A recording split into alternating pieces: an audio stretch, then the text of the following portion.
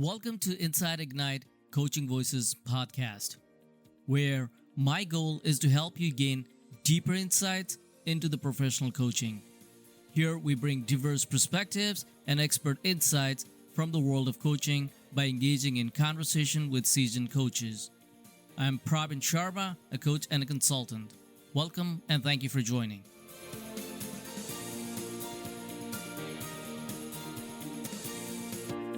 And in this episode, I'm thrilled to have with us a true expert in the field of learning and organizational development, Karen Massey.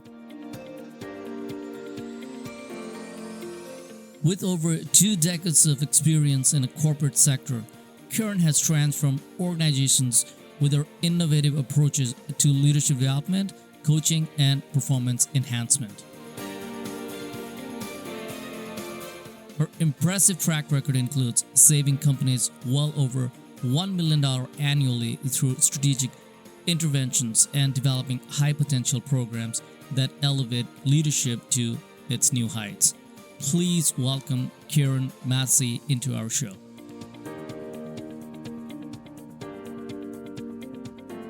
Hi, Karen. How are you today? Hi, Pravin. I'm doing great. How are you? I'm great as well. Thanks for coming to our show. I really appreciate early in the morning like this. So. It's okay. Yeah, good to be here. Let's kick off our call by talking about your background. That sounds great. So I started my career actually in Russia. I have a background in behavioral analysis and worked with children with autism. And so that was sort of my first introduction into psychology in that world. And when I was over there, there was also an opportunity to work with folks in the corporate world. So there were folks, as you can imagine, who were brought over to the country who worked for big organizations like Nestle or Danone, and they eventually needed support. And so that's where I sort of started to bridge my background in psychology into coaching. So I didn't have, my doctorate in psychology. So I always, having been schooled over here, always felt I couldn't, call myself a psychologist, but at the same time wanted to offer support. And so really back then, it was before coaching really was kind of on the front and center of a radar. But what I did was I worked with these folks to help them. They were executives, they were living in a new country, and really helped with their assimilation. I had learned the language, and so was able to understand the culture. And so that really is kind of my introduction into the corporate coaching world was in Russia, actually. And then from there, I made my way back to the US. And how long did you stay in Russia?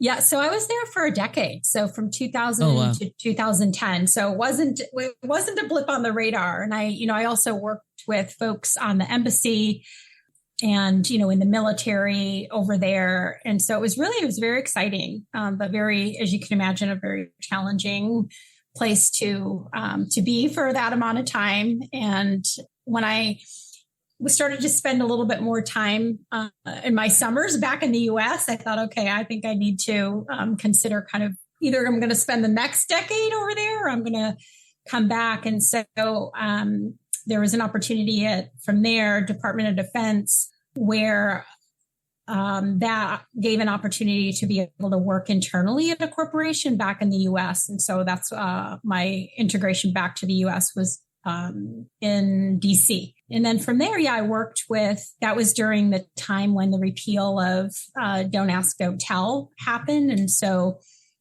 worked a lot with, really helping to create inclusive environments within the military across sort of all those different branches and building curriculum there. And then coaching, folks who were going to be deployed. So help them sort of with cultural awareness, understanding their, their self-awareness of how they're showing up in different countries where they would go. I developed some classes for NSA to help with the intelligence community so that again, the folks who would be going to different countries, that those leaders or those folks had a sense of culture awareness and had a sense of just self-awareness. So that's sort of where the coaching piece came in to really help folks be great leaders when they were deployed. That's really great to hear, and lots of accomplishment in there. You said that you work in Russia. What are the differences that you found between Russia and the United States? It's a great question. It's so different. I think everyone's experience is different. For me, it was really just overcoming the challenges that are faced every day. I think when you have the weather that's challenging, you have the political climate that's challenging. Every country has challenges. I think there, I would just say that it's a little extra challenging. And so we would, just even meeting for coaching sessions or even meeting, just getting to places was challenging. I remember, the mindset, I think, of people as well. Just being able to assimilate into a place that's maybe, has a culture that's very ancient and very rich, and recognizing the difference. So, I would work with people from all over the world, and everybody had a different assimilation process because where they came from, if they came from Sweden or Dubai or the US, their perspective, for me, I just really had to honor where they were coming from and kind of tailor, what they needed to help them assimilate. Whereas I think here, we're already sort of used to, I think, being a melting pot, if you will. So having years and years of exposure to people from different cultures, I think in the US gave people already were a little more used to, sort of being surrounded by differences when I would coach. Whereas I think in a country like Russia, somebody from another country was not as familiar. The experience of, folks in that country, they didn't have as much exposure to folks from all over the world the way we do in the US. And that definitely fed into how people needed to assimilate. It took a little more effort, I would say, over there than over here. We're sort of used to it and, understand different languages and understand different cultures a little bit more.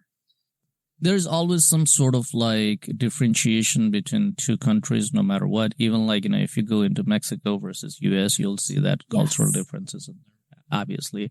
Thanks for that information. I did realize that you have done some kind of intervention that had saved companies more than $1 million. So could you talk a little bit about the intervention and the impact that you have created in that sector? Absolutely. Yeah. So I've worked in organizations that, they have over $1 billion in revenue. And I think when it comes to their infrastructure of leadership, one of the things that I learned early on, an organization needs to have leaders that understand how to coach. And that's, really the infrastructure of a company, as we all know, is their people. It's your people. And so when you've got really strong people, then the work's going to be really strong. And by strong, I mean people who they're leading the organization, they're really pushing things forward, but they have to have a sense of people skills. And we all know that's a game changer for leadership to really not only be able to be excellent at your job, but also have those people skills. And so one of the programs that I developed was first it was working with a vendor to be able to understand how to help leaders be coaches. And so worked with an organization or a vendor to be able to have a 2-day program and introduce a coaching model, and then bring leaders through that so that they had that skill of here's a coaching model that I can use with the folks that I lead. I'm not dependent on just what I learned from my leader or what I think is my best guess, but really gave them that foundation and that structure. And what we saw, or I've seen over, these different very high performing organizations, is that when you have that infrastructure, then the time of efficiencies goes up because people are not spending time in, conversations that are holding you back. They're able to kind of coach their people and be able to have tougher conversations when they need to, also be able to be empathetic when they need to. And so when leaders would have these skills, I saw that it really helped the business, and corporations really started to understand that when you have really good infrastructure for your leaders to learn coaching skills, then they can push the business forward, and it's a win-win for everybody. And we, would see an increase in retention because conversations are clear. People are also feeling invested in by their leader. We would see on employee surveys that, people wanted a manager or a leader who was developing them. And that was, and still is, can be a struggle for a lot of leaders to realize that that's their job, is to coach their people, not just to move the needle on the business. And so right. We would see that, of course, the result of moving the needle on the business was directly correlated to coaching. And I think the percentage, is somewhere around, leaders who have also had coaching, that they're 70% more effective as a leader, which is such a big percentage, and kind of a no-brainer for these big organizations to really embrace coaching internally. You're talking about the personal growth there or the professional one? So the professional growth. So the stats are that a person who has developed coaching skills, a leader who's developed coaching skills, is 70% more effective. And so it shows that if you've taken a class or as a leader, you understand how to coach, your leadership skills go through the roof. And we kind of know that because we know that, when people are not good leaders, maybe they're great at their job, that people leave and that efficiencies go down because communication isn't as strong. And so the data shows that it's super worth it to not just as the leader have an executive coach for yourself, but to learn how to coach your people. Going back to one of the conversations that you mentioned was about the military brands, right? You work with the military and all. So within the military also, what I've realized is there's always some level of command and control there. Now, this particular command and control will potentially not going to work in all the sectors just because people are looking for more autonomy, right? And then also this coaching is to help people grow as well.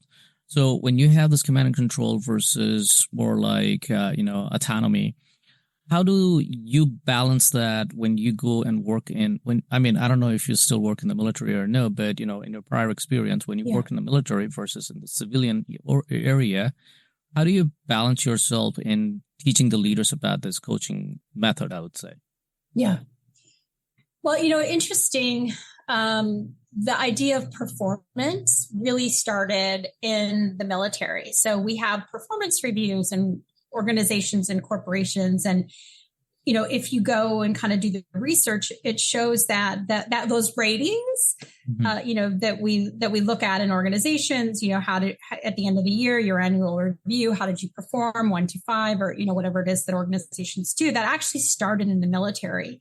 Okay. So I think, recognizing that, the sort of the path of autonomy versus, the more structured military, chain of command, that there's still a part of structure in any corporation or any organizations. I mean, some of them have gone away from performance reviews, but I think at the end of the day, you've got to have a goal. You've got to have clear communication, and then you've got to have clear measurement.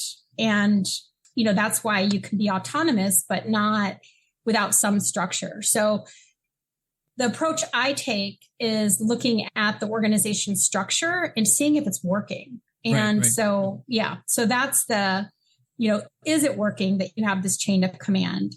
Do people recognize that maybe some of their autonomy isn't there because they have to follow SOPs, or there just isn't as much wiggle room to innovate. And I think, people are attracted to different organizations because some people really want that structure and really thrive in that structure, and like the military. And then other people don't, they want to be part of a startup and they want to, have complete autonomy. So I think for me, it's always going into those different organizations and finding out what's working and what isn't, and where are the gaps, and then how can I help to bridge those gaps. And so, one example is, being able to look at a corporation that maybe there's too much autonomy and they don't have, and so what happens there is it's not fair, because everyone, at a leadership level sort of makes their own rating system or their own goals, but it's not aligned with the corporate goals, or it's not aligned with, a structure of promotions. And so some of those organizations, like if I walk into, they need, to see where the gaps are, and maybe they need more of a structure. And then the people within those organizations, it's either going to work for them or not. I think it's all really communicating what the company or the corporation or the government entity provides. And then the right people become attracted to that type of a environment. And everyone's different, right? I mean, some people, they really love that structure. They want to know, A to B to Z, and they don't want to think maybe outside of it, and it's comforting for them. So there's room for everybody.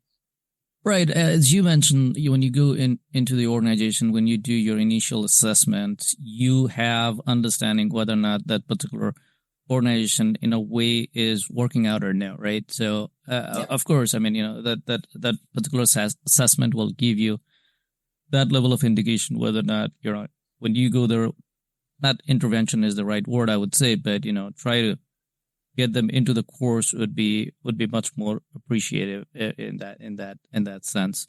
One of the other thing that, in continuation to that, so you did mention about this assessment. I want to ask you this. When you go there and then you notice that these people, they're not, coach ready, do you provide any kind of training or anything like that for them so that they're kind of like coach ready, and then they have this mental balance that, okay, I have to think from the coach perspective? Yeah. So it's very important what you just said about being ready and coachable. And having done this, and I'm sure other coaches will concur, that when you've done this for 20 plus years, you can get a sense pretty quickly. You can do a basic assessment, but if somebody's resistant or if they're open and if they're coachable, coach ready. And that's a huge part, of course, in any type of a progress that someone who I'm coaching will have, is how ready and how hungry are they? Were they referred?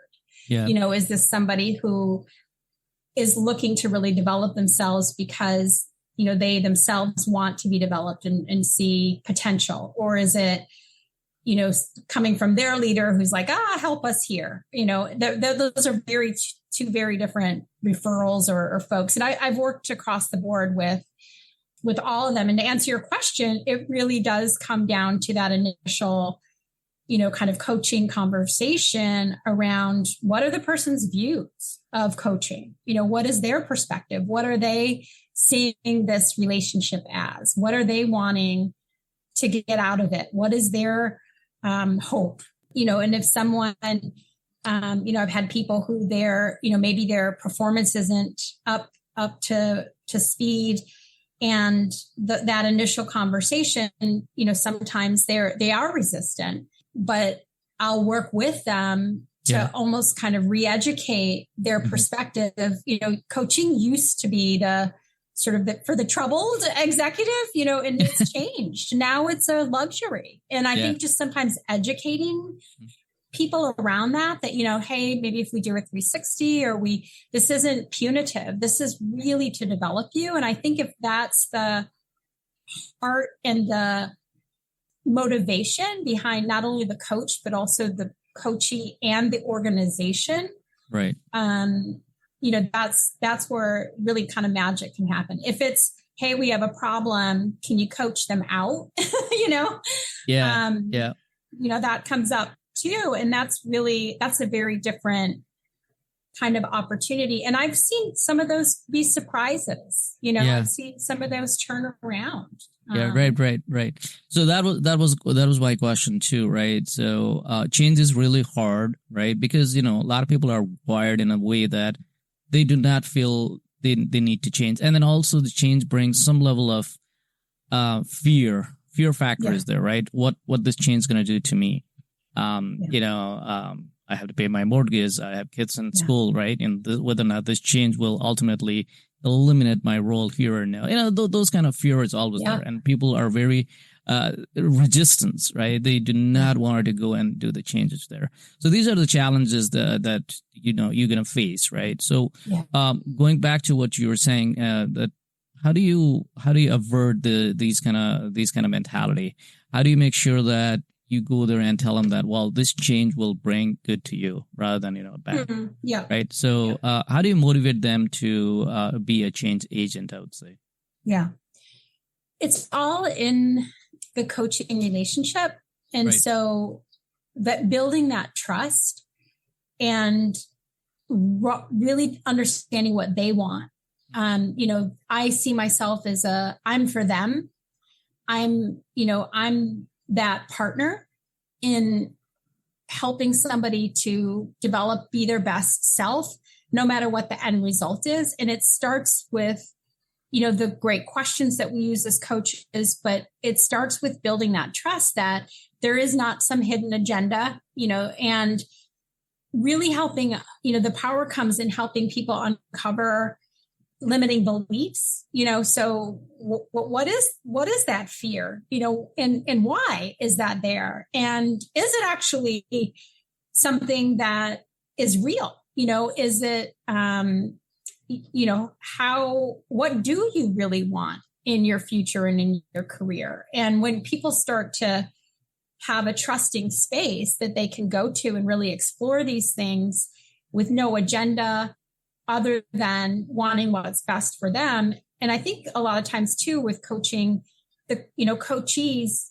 you know, again, re-educating people that it's, you know, they're in charge of their own life and they're the ones that, you know, have the opportunity to utilize a coach to help them build that rather than, you know, there's some end game because that can change within the conversation. So I really work to build that relationship, that partnership, and listen. You know, I'm listening to what, you know, sometimes people don't even recognize what they're saying and what it means. And so when I'm reflecting that back, then people realize themselves what it is they want to develop, where it is they want to go, what, you know, their dreams are. And then I'm their partner through it. You know, to be that champion for them and really reflect back what they're striving for and, you know, and provide the resources, provide the connections, provide the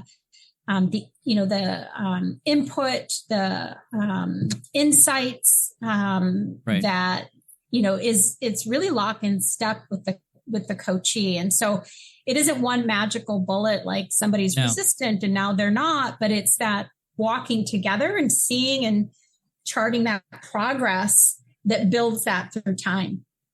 Showing them big picture definitely helps because if you do not have that kind of support from these kind of like people, of course, you're going to be working with executives, directors and all. And if you do not have support from there, it's very hard for you to go in that direction for sure. Yeah. Absolutely. Do you also run some kind of like coaching practices that you train other people in it, or you just predominantly just work in the corporate industry?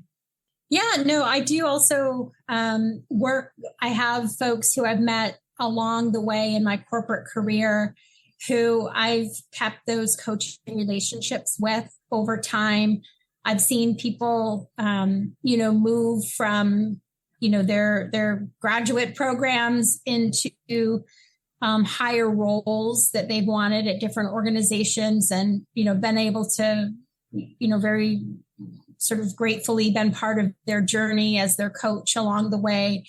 I've helped, you know, worked with people who want to, again, kind of overcome those limited beliefs and have seen them step into higher roles at their organizations, get bigger salaries, see their worth, and really being able to coach them through asking for that, and, see people really develop, also make career changes. So being able to bring, I think, context that I have of working in the corporate world translates well, working with different people individually when they're looking to either be promoted internally in a corporate position or make a change in their career, or just continue to grow in their career. Some folks I've worked with, have gone from an individual contributor role to a manager role, and maybe, their company didn't offer them that support. And so that's another place where, I've been able to kind of coach independently and work alongside people to help them, be competitive internally and grow. What are the qualities do you think are essential for somebody considering a career in coaching? I really think it's somebody who is growing consistently themselves, always really working on one's own self-awareness and one's understanding and emotional intelligence. I think the more that you understand yourself, the more you can really have an open mind to help folks without your own biases, without your own input. Coaching is different than consulting. So consulting, I'm going to give you all my wisdom and I'm going to share it with you and I'm going to tell you, and, simplifying consulting, of course, but it's very different than being really intentional about listening to your coachee. And so I think the more a person is self-aware of their own worldview, the more you can be a great listener and really reflect on what people are saying, and then sort of gently ask those questions to help people discover it for themselves. I think a really great coach is somebody who enjoys coachees discovering for themselves and being empowered themselves. You're not giving it to someone, you're really kind of uncovering things for them to self-discover. So I think if that is what lights you up, then as a coach, you'll be really successful, because your success is really uncovering the success that's inside the people that you're coaching. And that's what motivates you. It's not, I'm giving you something and I feel good about myself that I gave you something. It's, I'm here with you in your journey of your discovery, and I'm, the skilled one to kind of ask the questions and be a pointer for you, but you're really the one, I have enough self-awareness to step back and allow you to come to those understandings and those direction when we're kind of going to be discovering it together. There's no, like I said at the beginning, there's no agenda right, other than I want the person to reach their goals, succeed, be successful, and eventually do it without me, right? Eventually, yes, not need a coach, during those different stages in life where, they can use that support. It's about having that partnership, right? Going along together. Yeah. And then also it really depends on the coaches, from the coach's perspective, whether or not that coach is wanted to elevate his or her development. Yeah. Right. So, their pace. Mm-hmm. Pace. Yeah, absolutely. Yeah. The problem here is, it's not a problem, but it's something that I've seen or noticed. There are so many different coaching academy there, and tons of people go into the academy. They come out of it, they get the certification, they become a coach. I'm an ICF coach, I'm a CEC coach, I'm a life coach, and all those kind of coaches there. And then also the other thing is that the coaching industry is not regular as well. So anybody can call themselves a coach. Hey, I'm a life coach, I'm a career coach, I'm a business coach, whatever they want to call it, right? The moment that they land to become a coach, the very next thing that they're worried about is finding a client. There's a book from Steve Chandler, I would say, and he says that if you do not have a client, you're not a coach. That's verbatim. Simple as that. Yeah. Yeah. So based on that, and then true too, because you as a coach want to establish your career, but at the same time you do not have no clients. So how are you going to develop your career, right? How are you going to pull money? How are you going to support yourself? That kind of thing. From that perspective, what are the ways that you have seen to attract the clients, right? If you have some kind of like advice or some kind of insight on getting these kind of clients, what advice do you have for some of the people who are struggling to find the clients? Yeah, I mean, I think my recommendation would be to volunteer, to add value.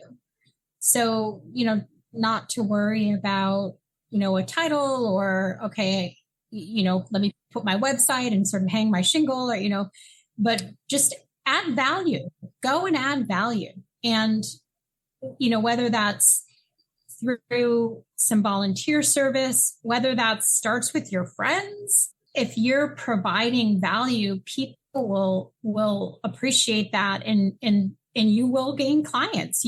People will see, what the impact that you're having on their lives, and share about it with other people. And you can ask for that as well, of course, referrals. But I think, in some of these programs to be certified, you do need hours. You do. And there's a reason for that. You do need to be, this is the people business. And so you need to be coaching people, not just learning about coaching people. And so, if someone's not in an organization where they already have people around them, I say, where are you adding value? And ask yourself where you can go and add. And maybe it's free, to start until and as you're building your network, but also, I don't even like the word network, relationships. You're building relationships and people are benefiting. That's probably why, hopefully most people get into coaching is they really want to benefit people. They want to benefit the society that we're building with people. And so I think focusing on, where is your value? Is it working with, people who are struggling with finances? Is it working with people who are struggling with their careers? What is it that your value is that you bring, and go and give it? And there's a lot of opportunities out there to give. And I think if you start there, that's even, it becomes about your gift, and it doesn't become about what am I getting and my group of folks that I'm coaching and my revenue. And it becomes about what is my gift that I'm giving. And I don't know, in my career, that's where I, haven't had to, always seek out who's looking for what I have to give, just give. And then the value comes, and then the monetary value comes, because what you're giving is having impact. And that you build from there, and people tell to people and refer you. And that's how you, start to become, your own sort of entity, and people know you for where you've had impact, and where you've helped other folks. And I think as long as you're doing that, it's, it can snowball from there. Thanks for the insight, Karen. Really appreciate it. Going back to the AI, right? It's one of the products that's coming along, and lots of innovation are happening in that AI space. And you're also been involved in equipping leaders and teams with AI skills and piloting an AI coaching program. How do you see AI transforming the coaching industry? Yeah, so I'm really excited about AI. There's so much out there that helps. So I think, first of all, coaches sometimes can sort of, the first part of the conversation is, oh no, AI, is a threat to our industry or to coaches. Artificial intelligence, it doesn't have empathy, all of those things that we bring as humans. And I think I would love to see the conversation change, which I think it is. I think it has to, it's an advancement. It's a help. It's a partner for us. It's a multiplier of what we already are doing. And so, for example, if I'm working with somebody or even a group, on, we'll say, people in an organization who need help with their selling skills and kind of going back to a model, I'm giving them a selling model and they're using that model. There's only so much I can do in a 2-hour class or, an hour and a half webinar. And then what we've done in the past is, they role play, they find a partner, they practice those skills. Well, they don't always have those opportunities. And we all know if you don't use it, you lose it. And so AI is just an absolute perfect multiplier of, the person like myself who's coaching or who's delivering some type of knowledge and helping people realize, you can use AI for your role playing. You can put those scenarios in at your own time and you can get feedback about how you're showing up, and you can get that coaching / support from AI in real time where maybe your coach isn't available. And we also know you can scale, we talk about sort of the $1 billion industries that I've worked in. There's no way I've always been understaffed. It's like, here's a team of 7 for 30,000 people. That's a joke, right?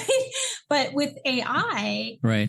We can scale the availability of things like role playing in between sessions, things like, scenario based training, things like, getting input into, some maybe difficult conversation that you need to have.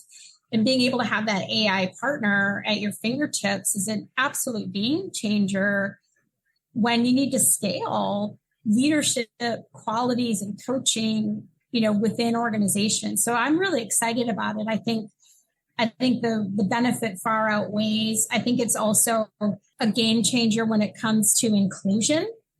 Coaching was sort of, for the companies or the people that had money, and now, really anybody can benefit, with chatbots and, different things that are out there can, work to really understand different human interactions, with AI and get really good input. And a lot of these AI coaching platforms, they're built with certified coaches. So they're, the intelligence within it is, there's a level of validity to it. And so, yeah, I'm really excited about it. I think it's going to continue to just help coaches be better and more efficient. And, if I've got somebody who's implementing what we talked about from session to session with AI, then I can move faster with them and see more improvement in their performance because they're doing the work in between sessions with sort of that, that AI coach, and it just makes things move along more efficiently and quicker. So yeah, I'm excited about how we're developing it. And I know ICF and I'm a board certified coach also, they have their governance. So they're on board, these governing bodies that we are certified in, they're already here. They're already doing the research to make sure that we're using it ethically.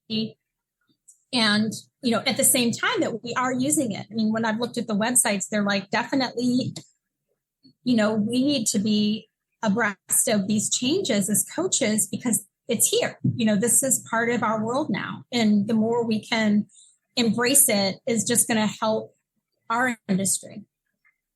I think this is the change, right? So you have to embrace the change. If you do not embrace the change that we talked about in the past, then obviously you're not going to go anywhere, right? So it's a survival thing also because you have to adapt to the change, of course. Karen, we're coming towards the end of the show, and I wanted to give you the floor for yourself to express some of the things that you wanted to express that we were not able to cover. So take this opportunity to reflect on that, and we'll do the closeout. So just thank you so much for having me. I'm, definitely on the cutting edge here of wanting to continue to add value, to work with different organizations that are looking to bring coaching in-house, upskilling people, working with people individually to be able to help people become their best self. That's really what continues to motivate me. And I'm just thankful for these opportunities and for your podcast where we can continue to share about the coaching profession. Having seen success really when, people have this as part of their repertoire as leaders or, individual contributors in organizations and even in their lives. I just would implore people to seek out coaching. Don't see it as, a nice to have, but I think as a need to have for yourself, to invest in yourself and know that it doesn't have to be when you maybe are needing a lot of support, but it can be throughout your career. And, for people who have coaches now to really leverage that, really to see themselves, in a place where their future is as bright as you can imagine and just continue to grow. And I hope the same for our profession, that we continue to bring things into the future with, more robust models and AI and, continuing to grow our relationships the way that we are in voices like this podcast, to be able to continue to connect with our profession and other folks in the industry. So thank you for having me. It's always a pleasure to talk about this topic and where our industry is going. Thank you for that thought, Karen, and thanks for the compliment as well. You have a great day. You too. Thank you. That was Karen Massey, an ICF certified executive coach, in conversation with Pravin Sharma at Inside Ignite Coaching Voices podcast. You can contact Karen at KarenMassey000@yahoo.com. We'll be bringing out coaching related topics in coming episodes from the Inside Ignite Coaching. If you find this content helpful, share with your friends and colleagues, and follow our show in Spotify, Apple Podcast, YouTube, and in our own webpage at www.insideignitecoaching.com. Please continue to leave your candid feedback. That's the only way we can grow and serve our coaching community. Thank you for listening.